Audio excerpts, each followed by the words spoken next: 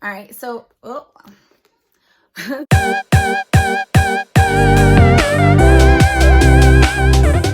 Hi everyone, welcome back to my channel. I am participating in another readathon coming up very soon. It is the Kaboomathon, and it's taking place December 1st through the 7th. And I found this readathon via Twitter. I just joined Twitter, y'all, and I leave my handle now down below so you can follow me if you want. I've got like a small handful of people. And Kaboomathon is hosted by Reading with Nori and Chapter Kate, and I found both of them via Twitter. And I saw that there was going to be a graphic novel readathon, which is what Kaboomathon is. And I just thought that was so neat, just to do like a graphic novel style one. And I thought that would be a perfect readathon to take part in, especially as we get closer to the holidays, because it's not this big, thick novel. Reading a graphic novel goes by much more quickly. At least that's something that I've learned. I know I haven't showed you guys that much graphic novels in the past, and that's because I never thought of myself as a graphic novel person. I wouldn't touch them. I just thought, that's not for me. That's not the kind of literature I like to read, and left it at that. But I tried my first graphic novel. I will consider it my first graphic novel just this year, probably back in the spring. I can't remember exactly when. I think it was called Lighter Than My Shadow, but I can't remember who it was by. And it was at my local library, and I picked it up because the storyline of it sounded so interesting. And I got completely immersed in that story. It just spoke to me and tugged at my heartstrings. And I just didn't realize that having that much emotional investment in what I've always considered comic book style stuff, I didn't think that was possible for me. So this is a very new thing for me, and I did read several more graphic novels throughout the year, and I know I didn't show those to you guys, but I did read them. So I want to get more into graphic novels, and this is a good excuse to do that. So if I can, I'm going to put up the little bingo board graphic that they've made right here.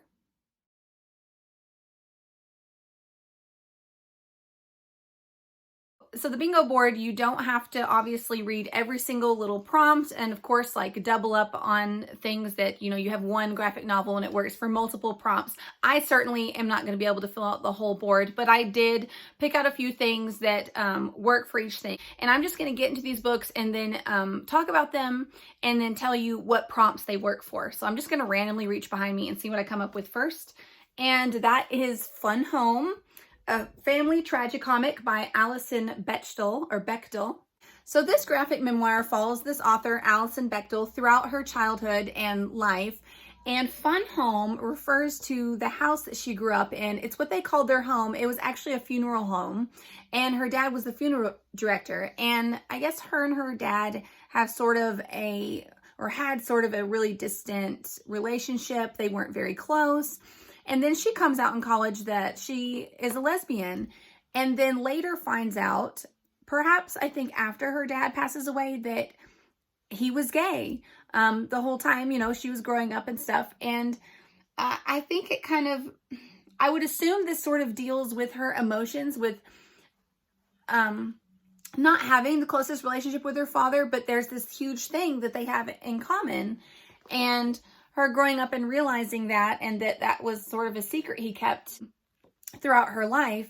And I don't know if she comes out before or after she dies, or how she finds out that her father was gay. But I just thought this was a really interesting family story. It says it's a tragicomic, so I assume that means it's going to be kind of like sad and missed opportunity-esque. So I think that's going to be pretty exciting, and it's going to be or not exciting, maybe that's the wrong word for it. Pretty, I expect this book to be a little bit of emotional roller coaster, which I want it to be.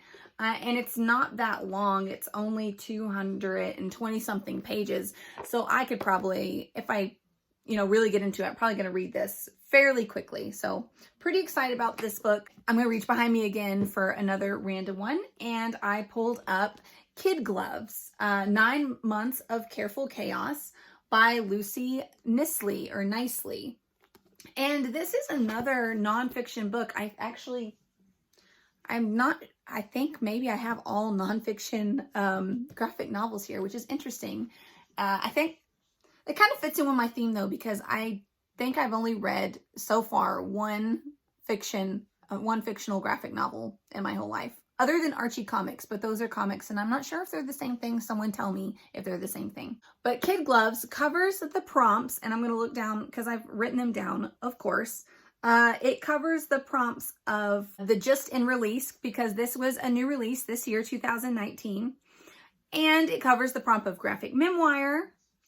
And this is one that was hard for me, is trying to figure out exactly which books have political undertones, because I would say quite a few of mine have political elements in them, but I'm not sure if it's an undertone throughout the whole book. Fun Home might. I don't know. And in Kid Gloves, it does cover, I know at least in one chapter, the politics behind women's bodies and reproduction, and kind of just gives a history of it. So I wouldn't really call that an undertone, except for like a little chapter insert, just like on history of women's reproduction and stuff. And of course I can't find the page right now. Let me look for it. So it just has like this little picture, which I think it's gorgeous. I love the artwork in this book.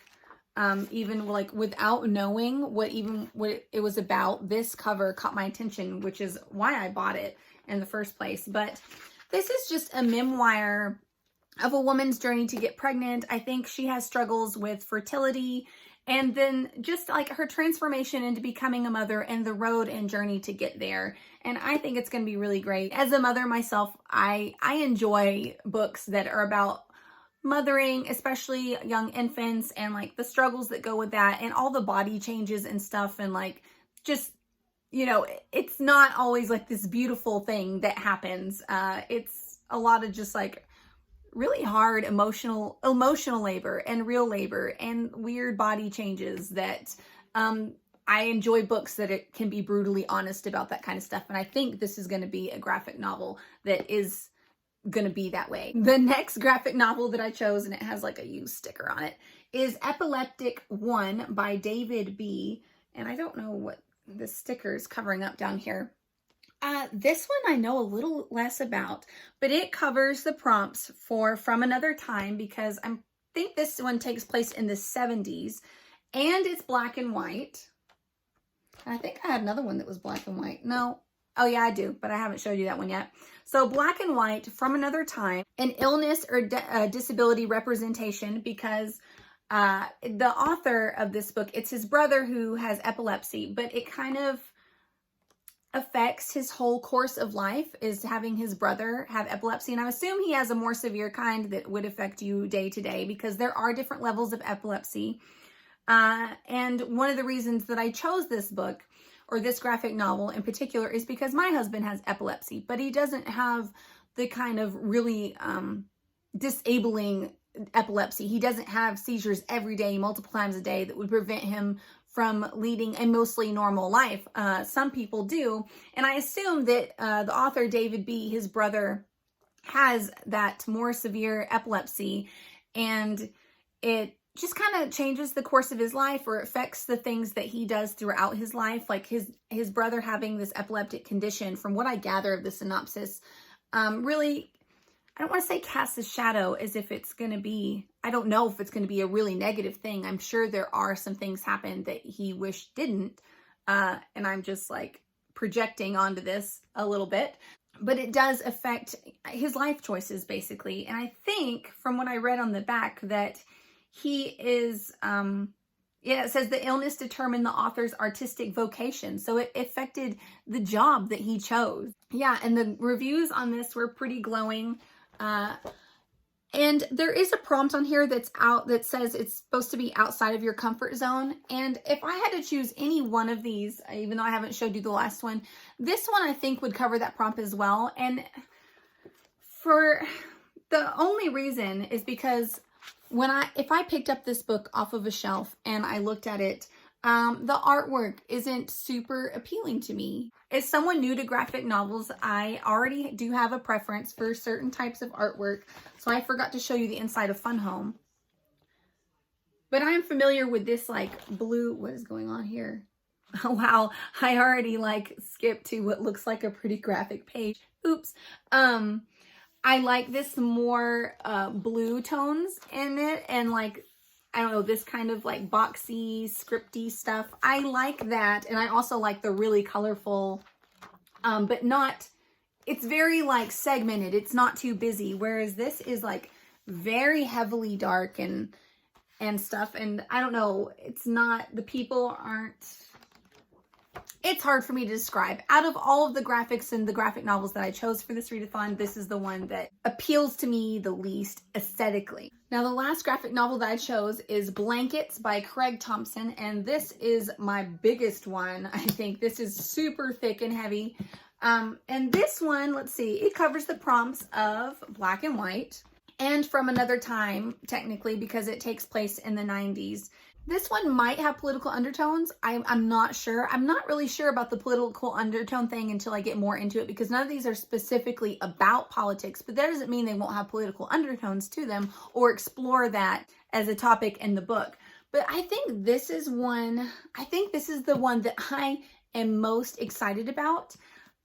This is about a love story, or maybe even like a semi-tragic love story between two people who are highly religious. They are like fundamentalist, fundamentalist Christians, and they are in love. And I guess they deal with trying to navigate a relationship about that, maybe a passionate one where they participate in things that are technically against the religion, and they deal with the guilt and shame and maybe a loss of reputation that goes with that.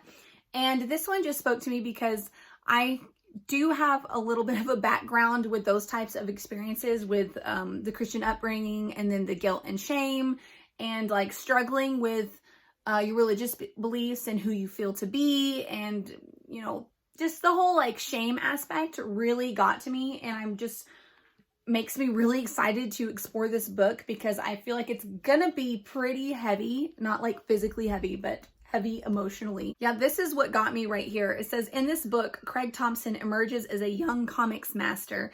In the purest narrative form, he tells a highly charged personal story crammed with pain, discovery, hijinks, penance, religious conviction, and its loss. So what I gathered from that is possibly there's even, the sticker's bothering me, possibly there's even a loss of a sense of self or your religious beliefs in this book. The characters in here, or at least one of them, sounds like they might be ditching their religion, which I really like exploring those types of stories for personal reasons. But anyways, those are the 4 graphic novels that I hope to tackle in the week of December 1st through the 7th.